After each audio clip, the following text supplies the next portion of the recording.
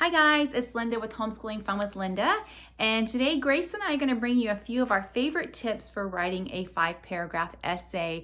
The curriculum we're using I don't feel was very strong in writing the 5-paragraph essay, so I wanted to supplement it on our own. So I went back to a template that I was given a couple years ago when Grayson took a writing class in a co-op class.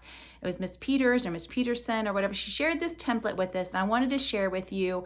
I've actually posted it in the past on our Instagram page and Facebook page, but I wanted to share it again because it really is tried, true, and tested.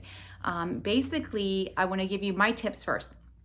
First, have your child write about what they love, what they're interested in, what they know about or knowledgeable about. That way it's easier on them. They have more of a passion for it and they can understand it better, what you're trying to do. Next, you're going to set it up in this template form, and then you're going to go through a structure with them that really breaks it down really easily.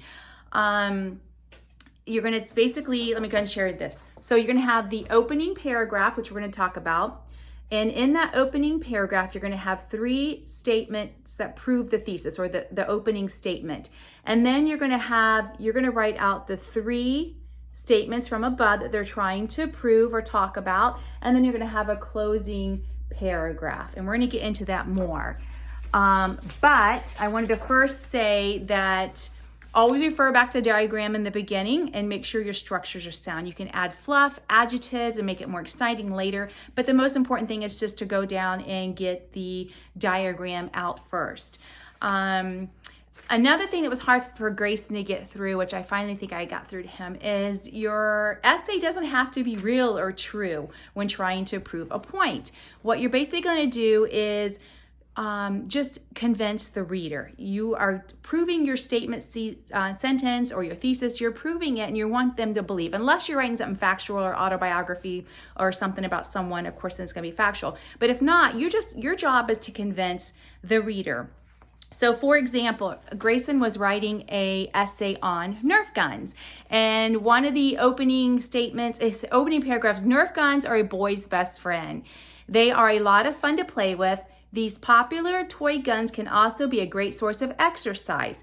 You can use them to play with a group of people or by yourself. Nerf guns have brought me hours of fun. So one of the sentences he was proving or trying to persuade the reader about was Nerf guns can be a great source of exercise.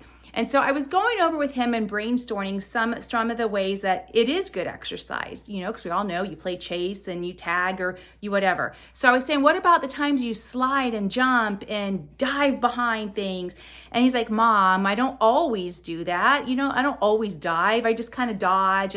I said, but you know what? It doesn't have to be exact. Sometimes you do. So why don't you just write all types of exercise you could possibly get from Nerf guns, in a battle. So that was what he did. So he ended up writing, Nerf guns can be a great source of exercise as well as just being fun.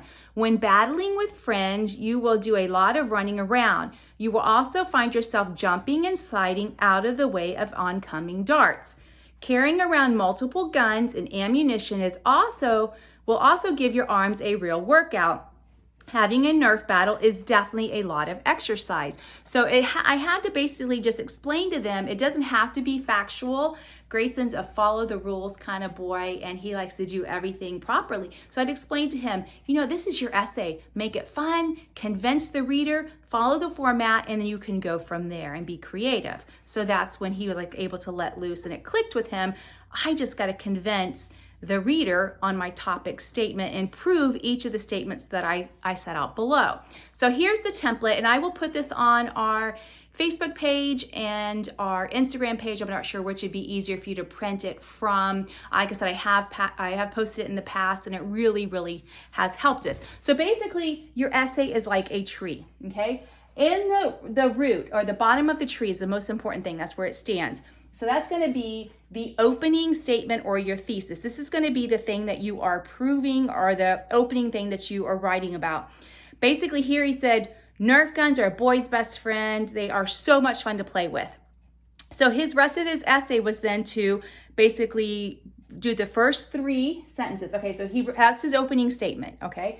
So then he had to come up with 3 reasons that prove that Nerf guns are so much fun and good for you or whatever. So his reasons were, they're fun to play with, they are a great source of exercise, and he wrote, you could play by yourself or with a group of people. So those are the 3 reasons that made it so much fun and awesome for why Nerf guns are the bomb, or the boy's best friend, as he said. So then he had his 3 reasons. So each of those 3 reasons then become the 3 paragraphs. You have, again, the opening paragraph. You have each of those 3 reasons that then become a paragraph, and then you have a closing paragraph. So each of these 3 reasons then also need 3 reasons to back them up and prove why they are true. So he went on, like I said, the exercise 1. Why are they good exercise? And now he said they're good exercise, or they can be great exercise. So now he needs to prove to the reader, why are they great exercise? So he said you can run around while your friends are chasing you, shooting at your head, right? And then he said you can slide and jump. That's definitely great cardio, right? As you dodge the bullets. And then he said, as you're carrying around multiple guns, you're working up your arms because, man, those things get heavy. So those are his 3 reasons, worded the way he worded it, not with the mama emphasis, but the way he worded it in his words on why it's good exercise. And then he went back at the last sentence, and basically having a Nerf battle is definitely good exercise. So he's repeating the first sentence. The first sentence, Nerf guns can be a great source of exercise as well as just being fun. He then repeated the first sentence again, just reworded it differently.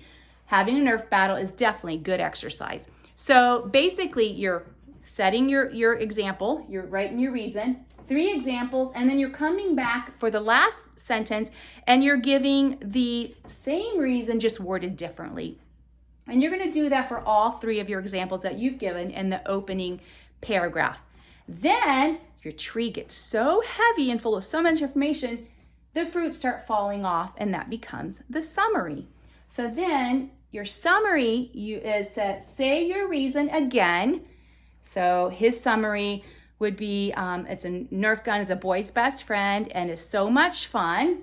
And you're gonna finish with that statement and then reword it. So first paragraph, you say this opening statement, thesis, 3 reasons. Second paragraph is 1 reason from the opening statement, and then 3 examples, and then so on and so on to your 4th. And your last paragraph, say the 3 reasons again. So you're gonna repeat all them again, and then finish with your opening statement reworded. So, Grayson, do you want to come read a couple paragraphs of your essay that you wrote on, what was this one on? YouTube, because Grayson is also a YouTuber, Grayson's World of Fun, if you didn't know that. Yes, I would. And again, I let him pick topics that he loves. Nerf guns, Beyblades, YouTube, his dog. I made him write a paragraph about his mom, his favorite teacher. So, yeah, I really like that one. So basically, let them write in the beginning about things that they like and love and are passionate about, and then you can start giving them topics. We went and we paused all of our curriculum. We stopped for the last 2 weeks. We haven't been doing our regular school. I wanted to make sure that he got back into a good, solid writing habit. So we stopped everything, and for 2 weeks we've been doing nothing but 5-paragraph essays, basic math drills, so his speed got faster, and went back to the basics for a couple weeks. We got off from Christmas, we had an illness in the family, so we just wanted to backtrack, make sure our foundation was really good, and then go from there. So Grayson, go ahead and read up on your essay. All right, here we go. Have you ever heard of YouTube? YouTube is an online video sharing platform. You may think all you have to do is film a video and post it. Well, no. I'm a YouTuber myself, and it's not that easy. You first have to come up with a plan on what you want to make the video about. Then you have to film it. Next, you have to do all of the editing. Finally, you get to post it to YouTube. Over time, I've gotten very good at editing and making my own videos. YouTube is a lot of fun. Okay, so let's go over that. That's his opening paragraph. So his 3 reasons that YouTube is so amazing that everyone should do it, because he's trying to convince all the other moms out there to let your kids do it, is, what he goes behind YouTube is, first thing you have to do is come up with a plan on what you're going to do. And this actually was part of our curriculum last year. I made Grayson come up with his own YouTube plan. He had to write it out and do like a little skit and practice, and that it actually became part of our curriculum. So YouTube can be beneficial if used properly. So he had to come up with a plan. Do YouTube, moms. You have to come up with a plan. The next statement he said was, you have to film it. And so then his second paragraph down was, everything you had to do to film it. And then the third thing he said was, you have to do the editing. So then the third paragraph he went on and said, or actually his fourth then, had his third reason was editing. So what do you have to do to edit? What's the steps in that? And then he had a closing paragraph. So let them write about things they like and want. And in the beginning, it won't be that detailed and fluffy. Like I said, we've been 2 weeks working on this very hard and diligently. When he started out, I think his first thing was, I have a great dog. I love my dog. He is fun to play with. Basic, simple sentences. And all I really cared about was getting the structure right. In the beginning, just make sure they get that structure right. The basis, the thesis, the sentence, the 3 reasons, and then the 3 examples, and then the fruit falling for the follow-up or the closing paragraph. So once they get this mastered, then you can start teaching them fluff and adjectives and filler and how to change the sentence so it draws people in or something like that. And also, Grayson is like most homeschoolers. He hates to write. I always said he has an allergy to the pencil.